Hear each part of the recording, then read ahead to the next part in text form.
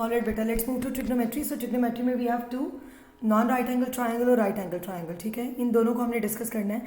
And let me tell you कि आपको कौन से फार्मूलाज मिलेंगे. You will be only given sine rule, cosine rule and area of triangle. बेटा बस ये 3 फार्मूलाज मिलेंगे, बाकी आपको इसके अलावा कोई इसमें फार्मूला नहीं मिलेगा. So let's move to right angle triangle. Right angle triangle में first we have the Pythagoras theorem. Pythagoras theorem बेटा कब अप्लाई करते हैं? We use this whenever we have been given 2 sides and we have to find out the third side. H क्या होता है बेटा? आपका लॉन्गेस्ट साइड का स्क्वायर लेंगे और रिमेनिंग जो 2 साइड्स हैं which are making right angle with each other, उन दोनों के भी स्क्वायर्स को लेंगे और सम ले लेंगे उसका. ठीक है, और the most important thing in a right angle triangle is related to angles. As we know that one of the angle is 90 degree. और बेटा पूरी ट्राइंगल में सब एंगल्स का सम होता है 180 डिग्री. सो अगर मैं एक 90 डिग्री ऑलरेडी इसमें से माइनस कर दूँ, so I be left with only 90 degree. So right angle triangle में जो रिमेनिंग 2 एंगल्स होते हैं ना बेटा, देयर सम इज 90 डिग्री. ठीक है, next we have the trigonometric ratios. Trigonometric ratios का भी यूज़ करते हैं. If you have been given 2 sides नहीं हो तो एंगल निकाल सकते हो, और अगर 1 साइड और एंगल दिया हो तो आप एक साइड फाइंड कर सकते हो. ठीक है, और बहुत सारे बच्चों ने बेटा इसको इस निमोनिक से याद किया होगा, सोका टोआ. ठीक है, सोका टोआ यूज़ कर लें, या आप क्या यूज़ कर सकते हैं, वो just some people have curly brown hair through proper brushing. ठीक है, आप वो भी याद कर सकते हैं. लेट मी एक्सप्लेन यू बेटा ऑपोजिट क्या होता है. थीटा के सामने वाले को ऑपोजिट कहते हैं और थीटा के साथ वाले को एडजेसेंट कहते हैं. और 90 का जो सामने होता है ना बेटा, 90 के opposite, that is always the hypotenuse.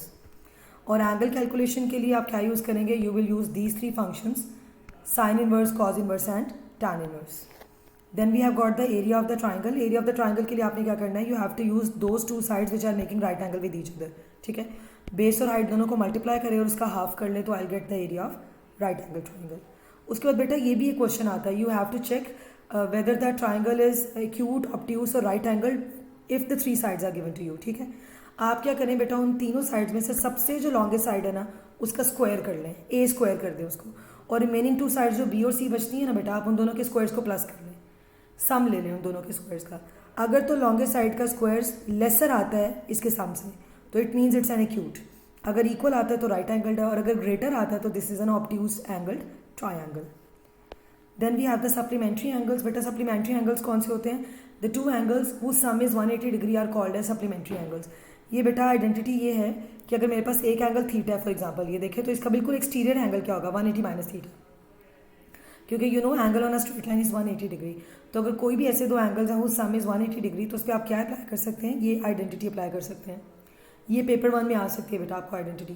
Remember वो जो भी 2 एंगल्स हैं उनका साइन अगर आप लेते हैं, साइन फंक्शन, तो दोनों का आंसर सेम होगा. जैसे फॉर एग्जांपल इफ आई से one of the angle is 30 degree and the other angle is you know what should it be? क्या होना चाहिए? अगर एक 30 है तो सप्लीमेंट्री बनाने के लिए दूसरा होना चाहिए 180 माइनस 30 विच मीन्स 150 डिग्री. तो आप साइन 30 ले लो, उसका वही आंसर होगा जो किसका होगा? साइन 150 डिग्री का होगा. ठीक है, सो सप्लीमेंट्री एंगल्स में जो एक एंगल अगर थीटा है तो दूसरा एंगल क्या होगा बेटा? 180 माइनस थीटा. दोनों के साइन का आंसर सेम है. अच्छा, कॉज में भी आइडेंटिटी ट्रू है, कॉज भी दोनों का सेम है but with an opposite sign. Why with an opposite sign? Because cos जो है ना बेटा 90 डिग्री से लेके 180 डिग्री में it gives you negative answer. So if there is any angle which is you know obtuse, so cos उसका क्या answer देगा? आपको नेगेटिव आंसर देगा. Now we have non right angle triangle. Non right angle triangle पे we can use sine rule and cosine rule. ठीक है, depending upon the data we have been given. अब data के हिसाब से साइन रूल आपने कब यूज़ करना है बेटा? आपने साइन रूल तब यूज़ करना है जब आपके पास एक कॉरेस्पॉन्डिंग पेयर हो. अब कॉरेस्पॉन्डिंग पेयर का क्या कॉन्सेप्ट है? फॉर एग्जाम्पल इफ आई से दिस इज द एंगल, सो इसको बिल्कुल सामने जो साइड है that is the corresponding side. If this is the angle तो ये इसके सामने वाली साइड इसकी कॉरेस्पॉन्डिंग है. साइन रूल आप तब यूज़ करते हैं whenever you have been given 1 pair. जैसे एक ये पेयर दिया हो और दूसरे पेयर में क्या हो, इस दूसरे पेयर में एंगल दिया होगा तो I can find out the side, और अगर साइड दी होगी तो I can find out the angle. So ये तब यूज़ होता है whenever you have been given 1 complete pair of corresponding angle and side, और सेकेंड पेयर में one of the thing is missing and you have to find that. ठीक है, sine rule में आप करते क्या हो बेटा? इसकी दोनों फॉर्म्स आप यूज़ कर सकते हो, both of them are totally fine. अगर आपको साइड निकालनी है तो साइड को ऊपर रख लो और एंगल का जो साइन है उसको नीचे रख लो, और अगर आपको एंगल चाहिए तो आप उसको न्यूमरेटर में यूज़ कर लो. ठीक है, ये बताता है कि आपकी जो तीनों साइड्स हैं ना, अगर आप उनकी रेशियो उनके एंगल का साइन लेके लेते हो तो उनके आंसर सेम आते हैं. Then we have the cosine rule. Cosine rule बेटा आप 2 तरह से अप्लाई कर सकते हो and it has 2 different forms. ये बेटा इसकी फर्स्ट फॉर्म है, ये आप कब यूज़ करेंगे? Whenever you have been given 2 sides and their included angle. अब इसके लिए आप एक वी शेप को मेमोराइज रखें, ठीक है। वी शेप में क्या है, ये भी एक साइड है, ये भी एक साइड है और ये उसके दरमियान का एंगल है। सो अगर दो साइड्स और इन बिटवीन उनके जो एंगल है इंक्लूडेड वो दिया हो तो you can find out the opposite side. जो इसके सामने वाली साइड है वो आप फाइंड कर सकते हो by using this. A square वो ऑपोजिट साइड है जिसको आपने फाइंड करना है, बी और सी वो साइड्स है जो गिवन है, और ए उनका क्या है, इंक्लूडेड एंगल है। Then you have the second form, ये आप कब यूज़ करते हो, जब आपको 3 साइड्स दी हो and you have to find out the angle. इसमें आप क्या करते हो बेटा, for instance if I need to find out this angle a, जो इसकी फ्रेंड्स है ना बेटा, ये 2 साइड्स हैं जो इस एंगल को बना रही हैं, इसकी दोनों साइड्स जो इंक्लूडेड साइड्स हैं उसके स्क्वायर्स को ऐड करेंगे, और जिसका ऑपोजिट है, जो इसके सामने है बेटा, जो इसका एनिमी है, उसकी साइड के स्क्वायर को माइनस कर देंगे, divided by 2 times the product of the 2 sides making this angle.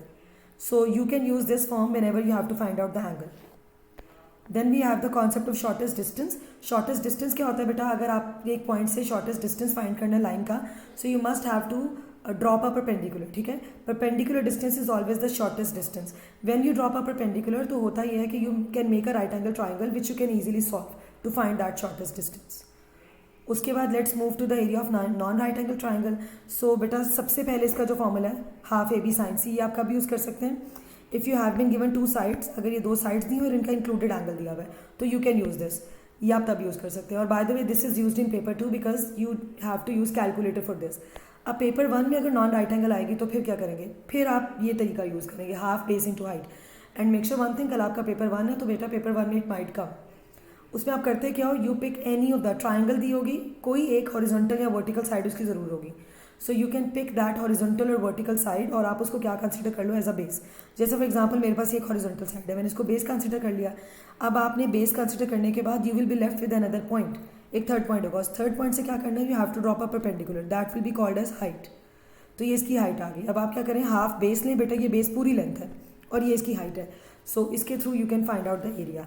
अब रिमेंबर दिस थिंग कि एक्यूट में the perpendicular can be dropped inside the triangle, but obtuse में the perpendicular should be dropped outside the triangle. क्यों, because perpendicular का concept ये है कि point के बिल्कुल नीचे, अगर पॉइंट ऊपर है और लाइन नीचे है तो बिल्कुल नीचे आपने वर्टिकली डाउन जाना है, और अगर आपका पॉइंट नीचे है और लाइन ऊपर है तो आपने बिल्कुल वर्टिकली अप जाना है, ठीक है।